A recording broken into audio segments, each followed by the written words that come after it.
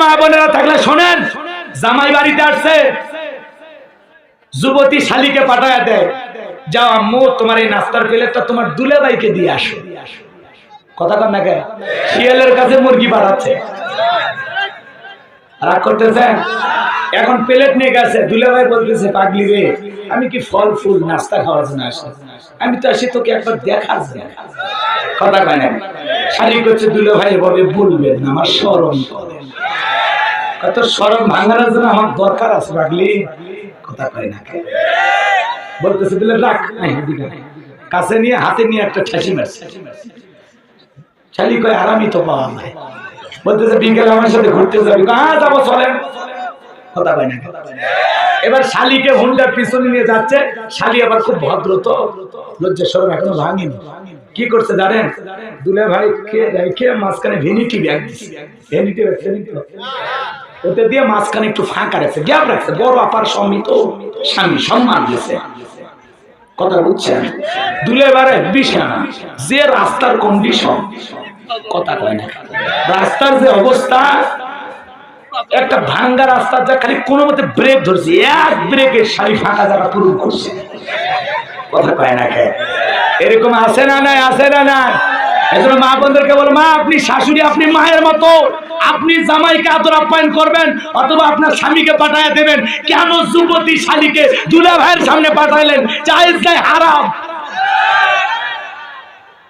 কথা কয় না?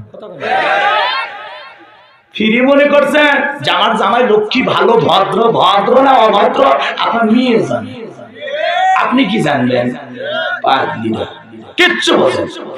জামাই আসবে, আপনি শাশুড়ি, আপনি মায়ের মতো, আপনি আদর আপ্যায়ন করবেন। বাবা জামাই কেমন আছো, ব্যবসা বাণিজ্য কেমন আছে, দিন দিন শরীরটা শুকে যাচ্ছে, নিজের প্রতি যত্ন নিও, আপনি সুখ দিকের গল্প, আপনি মায়ের মতো। কথা কয় না? এই শাশুড়ি গুলা থাকলে আজকের ওয়াজত থেকে আমল করেন। খবরদার আপনার 12 বছর, 14 বছর, 16 বছরের মেয়ে যেন দুলাভাইয়ের খেদমতে না পাঠান। আল্লাহ হেদায়েত দান করে। জোরে কোন আমিন। কথাগুলো কি অবাস্তব? হ্যাঁ, ঘরের কথা বলে দিলাম, আমি জানি তো। রাগ করতেছেন মনে হয়, কষ্ট হচ্ছে আপনাদের, বিরক্ত হইতেছেন। গভীর মনোযোগ দিয়ে কথাগুলো শুনে যান। এজন্য মা আপনাদের বলে যায়, মা দেবরা দুলাভাই থেকে সাবধান। কথা কন না? আপন মানুষ বেশি ক্ষতি করে, কাছের মানুষ বেশি সর্বনাশ করে। আর কি বুঝাবো, ভেঙে বলবো? আমার কি একটু লজ্জা সব নাই? আপনার কথাগুলোর মধ্যে বুঝে নেন কি বুঝাইতে চায়, এই মানুষটা কি বলে। কথা কি বুঝাইতে পারছে? ওই উত্তর পাড়ার ছেলের দ্বারা আপনার মেয়ের ক্ষতি হবে না, ক্ষতি হবে এদের দুলাভাই। এমনও দুলাভাই আছে বাড়ির জায়গা, আর শ্বশুর বাড়িতে আমি যাবো না, গেলে তোমার বোন আমার সাথে কথা বলতে চায়, ওর বোন কথা বলবে। কি আছে? এই লুচ্চা কথা গায় নাকি? বইয়ের ওপর যা গরম দেখে, হ্যাঁ আমি শ্বশুর বাড়িতে যাবো না, গেলে তোর বোন আমার সাথে কথা বলে না। আছে না? যেই দুলাভাই এই ভাব নিবে, বুঝবেন ওর চরিত্রে গন্ডগোল। একটা তো দেশে মরুক, এটা মরলে আর একটা নিস। কথা হয় না? তোর মায়ের পেটের আপন বোন যেরকম, তুমি যে বিয়ে করেছো স্ত্রী, তার বোনটাও ঠিক তোমার কাছে সেরকম। ওটাও হারাম, এটাও হারাম। আর এটা যদি মরিয়া যায়, তাহলে শালিকা তোমার বউ হতে পারবি। তুমি কি মেরে ফেলে যাও নাকি? আল্লাহ হেদায়েত দান করুন। আমি কথাগুলো কি ক্লিয়ার নাকি আর কোনো ভেজাল আছে? একটু মনোযোগ, ভালো করে বোঝেন, ভালো করে বোঝেন। আম্মা জান আয়েশা রাদিয়াল্লাহু তাআলা আনহা বলেন, আল্লাহ রাসূল যখন বাহিরে যাইতেন, আমি আয়েশাকে চুমু খেয়ে দিতেন। সুবহানাল্লাহ বলবেন। মনে রাখবেন, আম্মা জান আয়েশা মানে কি? আমাদের মা। কথা কয় না? সকল উম্মতের জননী। শুনেন, আম্মা জান আয়েশা রাদিয়াল্লাহু তাআলা কপালে চুমু খেয়ে আল্লাহ রাসূল বাহিরে যাইতেন। তাহলে আমরা নবীজির উম্মত হিসাবে আমাদের ওই সুন্নাত আমল করতে হবে। যে কয়দিন পারেন অন্তত বাইরে যাওয়ার আগে স্ত্রীকে চুমু খেয়ে বাইরে যাবেন। কথা কয় না? এই আমল করতে পারবেন না? কোন স্বামী যদি স্ত্রী কপালে চুমু খেয়ে বাইরে যায়, ও কি তার স্ত্রীর কথা ভুলে যেতে পারবে? বাইরে যাওয়ার মেয়ের কথা কি আর মনে হবে? কথা কন না? মনোযোগ, মনোযোগ, এদিকে এদিক শোনেন। এরপরে আম্মা জান আয়েশা রাদিয়াল্লাহু তাআলা বলেন, আল্লাহ রাসূল বাইরে যা খাইতেন, অথবা বাইরে কোনো কিছু পেলে হাদিয়া হিসাবে আমি আয়েশার জন্য নিয়ে আসতেন। বলেন সুবহানাল্লাহ। বাহির থেকে স্ত্রীর জন্য ঘরে কোনো কিছু নিয়ে ফেরা এটা রাসূলের সুন্নাত। খাবার খাদ্যদ্রব্য, কথা কি বোঝা গেল? স্ত্রী পছন্দের খাবার মাঝে মাঝে নিয়ে স্ত্রীকে খাওয়ানো কার সুন্নাত? রাসূলের সুন্নাত। এক জায়গায় ওয়াজ করলাম, এই স্ত্রীর জন্য ভালো খাবার নিয়ে বাড়িতে ঢুকবো। এক যুবক কয়, হুজুর আমি যে বাইরে ফেন্সিডি খাই, বলছেন এক বোতল আনবো। কতবার শয়তান চিন্তা করে, সেরকম দুষ্ট হওয়া যাবে না, কথা ঠিক কিনা? রাগ করতেছেন মনে হয়? তাহলে স্ত্রীর জন্য খাবার নিয়ে পছন্দের কেক বিস্কুট যা খাইতে ভালোবাসে, বাদাম চানাচুর মাঝে মাঝে নিয়ে আসবেন। একটু নিয়ে এসে রসিকতা করবেন, রোমান্টিক হবেন। এই যে হাতটা পিছনে রেখে বলো তো সোনা কি নিয়ে আসছি, দেখে তোমার সোনা বইয়ের কেমন ধারণা। তারপরে বলেন এই যে তোমার পছন্দের কেক, কথা কয় না।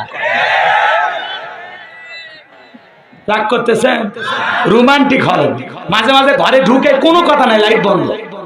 বউ যদি লাইট বন্ধ করলে, তোমার মতো সুন্দরী বউ কপাল গুনে পাইছে, আমার তো কপাল ভালো, এত সুন্দরী বউ থাকতে ঘরে লাইট লাগে। বউ খুশি হয়েছে, মানে ওর খুশি করাই হলো আপনার উদ্দেশ্য। কথাকে বোঝা গেল? এই যে রসিকতা করবেন তাতে সব পাবেন। সুবহানাল্লাহ কোন? এই যুবক, আমাদের আয়েশা রাদিয়াল্লাহু তাআলা বলেন, 3 নাম্বার শুনেন। আমাদের আয়েশা বলেন, আল্লাহ রাসূল আমার রানের উপরে, উরুর উপরে মাথা রেখে আল্লাহর কোরআন তিলাওয়াত করতেন। অন্তত জীবনে একটা দিন হলেও যে কয়টা সূরা পারেন, যে কয়টা আয়াত পারেন, অন্তত একদিন বিবির রানের উপরে মাথা রেখে একটু কোরআন তিলাওয়াত করেন। কথা কয় না? পারবেন না? এই আমল আবার যুবকেরা খুব করে, খুব। ওরা পার্কে যা কোনো কথা নাই, মাথাটা ধরেছে এই কথা বলে বান্ধবী রানের উপরে মাথা রেখে গেছে, এখন ওই চুল নেড়ে দিচ্ছে। যে বাদাম আলাচ্ছে, 10 টাকা বাদাম দে। বাদাম নিয়ে এখন বাদাম ফাটায় দিচ্ছে আর ছেলেটা খাচ্ছে। কিছু সময় খেতে খেতে খেতে আর ভালো লাগে না। কেন? না খাবো না, বেশি খেলে গ্যাস হবে। চুপ করো, বাদামে তো অনেক পুষ্টি, তুমি খাও, তোমার শক্তির দরকার আছে। পার্কে যায়া পুষ্টি ম্যাডাম হচ্ছে, কথা কর না কে? এই সমাজে আছে না? না এ যুবকে, স্ত্রীর দানের উপরে মাথা রাখা লাগে, বান্ধবীর না। মনে থাকবে? আল্লাহ হেদায়েত দান করুন। সরে কোন আমিন। যাই হোক, এক রাতে আর কত কথা বলবো।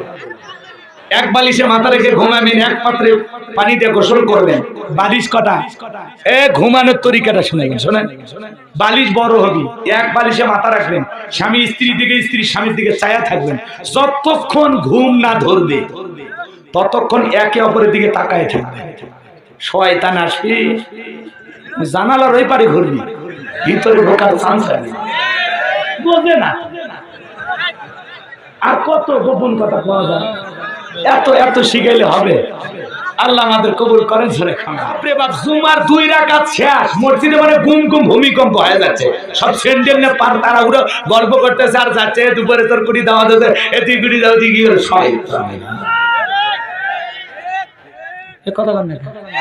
সপ্তাহে পরে মাত্র 2 রাকাত, ওই 2 রাকাত পড়তেও না, বাড়ির বউ গাল পারে, যাও তো কাফির হয়ে গেছে, ফিরাউন হয়ে গেছে, একে জুম্মার দিন 2 রাকাত তাও পড়ে না, যাও তো মুখের বাপ, যাও তো। বইয়ের গাল খেয়ে আমি বলছি, পাগলা কি আল্লাহর জন্য আছে? রাগ করতেছেন নাকি? এ যুবক, জুমার 2 রাকাত পড়লা, আসর মাগরিব এশা এগুলো পড়া লাগবে না। এ যুবক, ফজর না পড়ে ঘুমাইলা, এই ঘুম যদি না ভাঙে, এই ঘুম ভাঙলে সকাল না ভাঙলে পরকাল। কথা কয় না? ছেলেকে যদি ইংলিশ মিডিয়ামে দেয়, আমার ছেলে তো হচ্ছে দোয়া করে মাশাআল্লাহ সেই রকম প্রেমী নাসা বৈজ্ঞানিক হওয়ার সম্ভাবনা আছে, ভবিষ্যতে চান্স পাইতেও পারে। কথা কয় না? এমনকি হুজুর আমি লন্ডন, সিঙ্গাপুর যা আছে দেশ বিদেশ পড়াইতে খুবই আগ্রহী। আমার ছেলে বর্তমানে ইংলিশ মিডিয়ামে পড়ে, দোয়া করবে। কি মোশান, ভাবি আলাদা। আর যখন বলে মাদ্রাসা দিছি হুজুর, কি যে করে পরে কি করে না করে, মাদ্রাসা পড়ে। তখন মাদ্রাসার কথা তখন উঠ গুলে বেলটা মারে। আর যখনই আমার ছেলে তো ইংলিশ মিডিয়ামে পড়তেছে, কি মশা, বাংলা মিডিয়াম, বাপরে বাপ, তোর বিশিষ্ট সাহিত্যিক হবে তো জানে, চমৎকার ব্রেনি একটা ছেলে, আল্লাহ একটা আমার ঘরে জিনিস দিছে। আর যদি মাদ্রাসা, কি যে মাদ্রাসা মানে কোরআনের কোনো দামই নেই, কথা কয় না কা? তোমার হাজারো ইংলিশ মিডিয়ামে পড়ায় বিসিএস ক্যাডার বানায় তোমার লাভ আছে, দুনিয়ার লাভ আছে, দুনিয়ার লাভ আছে, মানতেছে দুনিয়ার লাভ আছে। কিন্তু ছেলেটা হাফেজ, আলেম, কোরআন পড়া জান, আলহামদুলিল্লাহ। অন্তত ছোটবেলায় মাদ্রাসায় দেন, কোরআনটা অন্তত সহি করে পড়ি। কথা কয় না কা? কোরআনের আকর্ষণ কিয়ামত পর্যন্ত কমবে না। ছোটবেলায় বাবার হাত ধরে মসজিদে গিয়ে সূরা ফাতিহা শুনেছেন, বিরক্ত লাগে? 40 বছর 50 বছর নামাজ পড়ে, যারা 5 ওয়াক্ত পড়ে, কমপক্ষে 40 বার সূরা ফাতিহা পাঠ করা লাগে। কেউ কি বলেছে ভাই সূরা ফাতিহাতে আর নামাজ ভালো লাগে না? কোরআনের ভিতরে আল্লাহ এমন একটা মওদু, এমন একটা আকর্ষণ দিয়েছে, কিয়ামত পর্যন্ত কমবে না। সুবহানাল্লাহ। যেন কোরআন পড়নেওয়ালার বাবা হন। রাগ করতেছেন? কি যেন বলতেছিলাম? ছেলে নামাজ, বাবা সকাল, এদিকে খেয়াল করেন, কথায় আছে নামাজির সাথে ওরা বসে বলে আপনি নামাজি হবেন, বেনামাজির সাথে ওরা বলে আপনি বেনামাজি হবেন। সুদখোর, লুচ্চা, বদমাইশ, তাসারু, মাদারু, জুয়ারু, এরকম লোকের সাথে ওরা বসা করলে আপনি ওই ক্যারেক্টারে অভিনয় করবেন। কথা কি বোঝা গেছে? এক কথা, যার সাথে ওঠা বসা করবেন তার চরিত্র আপনার ভিতরে ফুটে উঠবে রে ভাই। কথা কর না কেন? এই জন্য নামাজির সাথে ওঠা বসা করলে, আল্লাহওয়ালার সাথে ওঠা বসা করলে আপনি ভালো হবেন। এই জন্য আল্লাহ বলেন কুনু মা সাদিকিন, তোমরা সত্যবাদীদের সঙ্গী হও। খারাপ লোকের সঙ্গী হতে আল্লাহ বলেছে? আল্লাহ কার সঙ্গী হতে বলেছে? সত্যবাদী, যার পা থেকে মাথা পর্যন্ত নবীর সুন্নাত দিয়ে ঢাকা, যার চেহারার দিকে তাকালে আল্লাহর কথা স্মরণ হয়। এজন্য নামাজি হবে আপনার বন্ধু, মুত্তাকি মুমিন হবে আপনার বন্ধু, কোরআন পড়নেওয়ালা আলেম ওলামা হবে আপনার বন্ধু। আর ভালো লোকের সাথে বন্ধুত্ব করলে আপনিও ভালো হবেন, নামাজির সাথে বন্ধুত্ব হলে আপনিও নামাজি হবেন, বাবা নামাজি হলে ছেলেও নামাজি হবে। কথা বলেন ঠিক কিনা? সৎসঙ্গে স্বর্গবাস, অসৎসঙ্গে সর্বনাশ। আর মরার পরে দিদি মা, আমি বলবো এজন্য সাবধান, যুবকেরা সাবধান, নামাজি বন্ধু বানাও। কথা কয় না কেন? যে বন্ধু তোমার টানিয়ে সিনেমা হলে নিয়ে যায়, ও জাহান্নামে যাবে, তোমারও জাহান্নামে যাবে। রাস্তা দিয়ে মেয়ে মানুষ যায়, যে দোস্ত বলে দোস্ত দেখা গেল রে, ওই শয়তান আর ওর সাথে যে আপনি আছেন, আপনিও আর একটা শয়তান। কথা কয় না কেন? ওই বন্ধু ভালো, দোস্ত নামাজ হয়েছে জহরের, এই বন্ধু দরকার আপনার। কথা কয় না কেন? ওই রকম বন্ধু দরকার নাই যে নাচ গানে নিয়ে যায়, সিনেমা হলে নিয়ে যায়, যাত্রায় ব্যান্ডেলে নিয়ে যায়, মহিলা মানুষ গেলে কয় দেখ দেখ। ও তো নিজেও গুনাহ করতেছে, আবার আপনারে পার্টনারশিপ নিয়ে গুনাহ করতেছে। রাগ করতেছেন মনে হয়? শোনেন, এক কৃপণের গল্প পড়েছিলাম। রাগ করতেছেন? 1 মিনিট, এদিক খেয়াল করো। এক ধনী ব্যক্তি, প্রচন্ড রক্তের প্রয়োজন, ব্লাড কারোর সাথে মিলতেছে না, গ্রুপ মিলতেছে না, এক কৃপণের রক্তের সাথে মিলে গেছে। কৃপণকে বলতেছে 3 ব্যাগ রক্ত দেওয়া। কৃপণ বলে আমি ঠিক মতো ভাতই খাই না, আমি রক্ত দেওয়ার মানুষ, দেওয়াই লাগে। জোর করে হাসপাতালে বেডে নিয়ে যায়, ধরিয়া শরীর থেকে 3 ব্যাগ রক্ত নিয়ে ধনী বেচারা এইবার একটা চেক হাতে ধরা দিয়েছে। কৃপণ কয় এটা কি? বলে 3 লাখ টাকার চেক। কারো 3 ব্যাগ নেন, আপাতত লাগবে না, যখন লাগবে টেলিফোন করা হবে।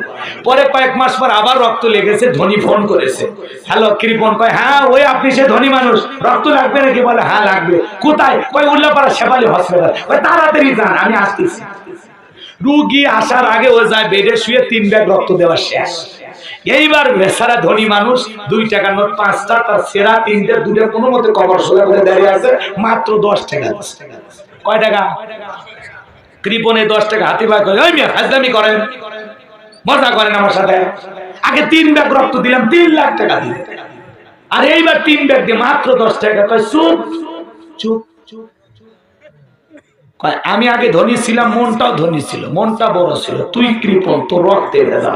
যেদিন থেকে তোর রক্ত আমার শরীরে প্রবেশ করেছে, সেদিন থেকে আমি নিজেও কৃপণ হয়ে গেছি। কথা বলছেন ভাই? এই জন্য আপনি কৃপণের সাথে ওঠা বসা করলে আপনি কৃপণ হবে, নামাজির সাথে ওঠা বসা করলে আপনি নামাজি হবেন। এই জন্য বন্ধু কারে বানাবেন আপনার বিষয়। কথা ঠিক কিনা? এই জন্য ভালো আল্লাহওয়ালা নেককার নামাজিদের সাথে আমরা ওঠা বসা করবো। আল্লাহ কবুল করেন, জোরে করে আমিন। ছেলে বলতেছে দুলা ভাই আব্বা নামাজ পড়ে, জন্য ছোটবেলা থেকে আমি নামাজ পড়ি। নতুন জামাই চিন্তা করে জীবনে প্রথম শ্বশুর বাড়িতে আসলাম, সবাই মসজিদে যায়, আমি না গেলে বেমানান দেয়। আচ্ছা ঠিক আছে আব্বা, আমিও নামাজে যাবো। আসলে কই নামাজে যাচ্ছে নাকি লোক মানে এই নিজের ইজ্জত সম্মান বাঁচানোর জন্য? দেখবেন এলাকায় যারা নতুন নতুন জামাই বিয়ে করে, শাশুড়িরা বাবা যাও মসজিদে যাও, নাহলে মানুষ বলবে মুখের জামাই ভালো না, যাও বাবা যাও। কথা কয় না খেয়ে নতুন নতুন জামাই 2-4 দিন এসে মসজিদে নামাজ পড়ে, এরপরে যখন বাচ্চা কাচ্চার বাবা হয়ে যায়, সিগারেট বিড়ি টানতে টানতে শ্বশুর বাড়ি ঢোকে। এ ভান্ডা জামাই, এ তোর কি হলো রে? রাগ করতেছে? তুমি নতুন বিয়ে করে শ্বশুর বাড়ির মসজিদে নামাজ পড়লে এখন তোর কি হচ্ছে? বয়স বেড়ে গেছে, তোর শয়তানি বাড়ছে, আসল রূপ বের হয়ে আসতেছে। তুমি যে শয়তান কেবল প্রকাশ পাচ্ছে। আপনাদের এলাকায় এরকম জামাই আছে? নাই, ভারতের কথা বলতেছি, এদেশে নাই। আমার ভাইয়ের রাগ করতেছেন মনে হয়। এগুলো হলো লোক দেখানো নামাজি, ফাওয়াইলুল লিল মুসাল্লিন আল্লাযীনা হুম আন সালাতিহিম সাহুন। কথা কয় না। একটা লোক মারা গেছে, উত্তরপাড়া বাদশা ফজরের পরে মুয়াজ্জিন বলতেছে উত্তরপাড়া বাদশামি মারা গেছে, ইন্না লিল্লাহি ওয়া ইন্না ইলাইহি রাজিউন। বাদশার ল্যাংটাকালের বন্ধু বলতেছে আরে দোস্ত মারা গেল কেবল 39 মিল হলো না, তার আগে মরে গেল। বউকে বলতেছে পাঞ্জাবি ধুয়ে দে, টুপি ধুয়ে দে, জানাজা নামাজ পড়ে যাও। জহরের আজান হচ্ছে, আছে দৌড় মারে একটা পাঞ্জাবি টুপি পরে গোসল করে মারছে দৌড় যায়, দেখে ইমাম সাহেব জহরের 4 রাকাত ফরজ পড়ার জন্য দাঁড়িয়ে গেছে। ও কিন্তু জহরের ফরজ পড়ার জন্য যায়নি, গেছে কি পড়ার জন্য? সেদিন বাধ্য হয়ে পরিস্থিতি ঠিক আছে, যেহেতু জহর পরে জানাজা আল্লাহু আকবার। কথা কয় না কে? কি বলতেছে? যেহেতু জহর পরে জানাজা আল্লাহু আকবার, এই কথা বলে ও জহরের 4 রাকাত পড়ে। এরপর ইমাম সাহেব লাস্টে সামনে রেখে যখন মৃত্যুর ওয়াজ করে, কথা বলে কুল্লু নাফসিন যায়িকাতুল মাউত, প্রত্যেক প্রাণীকে মৃত্যুর স্বাদ গ্রহণ করতে হবে। আইনামা তাকুনু ইদরিকুমুল মাউতু ওয়ালাউ কুনতুম ফি বুরুজিন মুশাইয়াদা, যেখানেই থাকো মৃত্যু তোমাদেরকে ধরবে, মৃত্যু থেকে পালানোর কোনো রাস্তা খোলা নাই। আসেন ভাই, আজকে এই ব্যক্তির জানাজা, পরশু আপনার, তারপরে আমার হবে, এইভাবে দুনিয়ার থেকে চলে যেতে হবে। প্রত্যেকটা মৃত্যু আপনাকে আমাকে শিক্ষা দেয়। তখন কয় হুজুর ঠিক ঠিক ঠিক ঠিক ঠিক, কথা না? যতক্ষণ কবরে মাটি না দিয়েছে এমন অনুশোচন, এমন অনুতপ্ত, আরে আহা এ কবর চলে গেল, কি আফসোস অনুশোচনা করে। বাড়িতে এসে টুপি খোলা শেষ, ওই হারামি। আর আপনি আসরত পাইছিলেন? কিন্তু আর অনুশোচনা দেখে মনে হয় মসজিদের বারান্দা ছাড়বি না।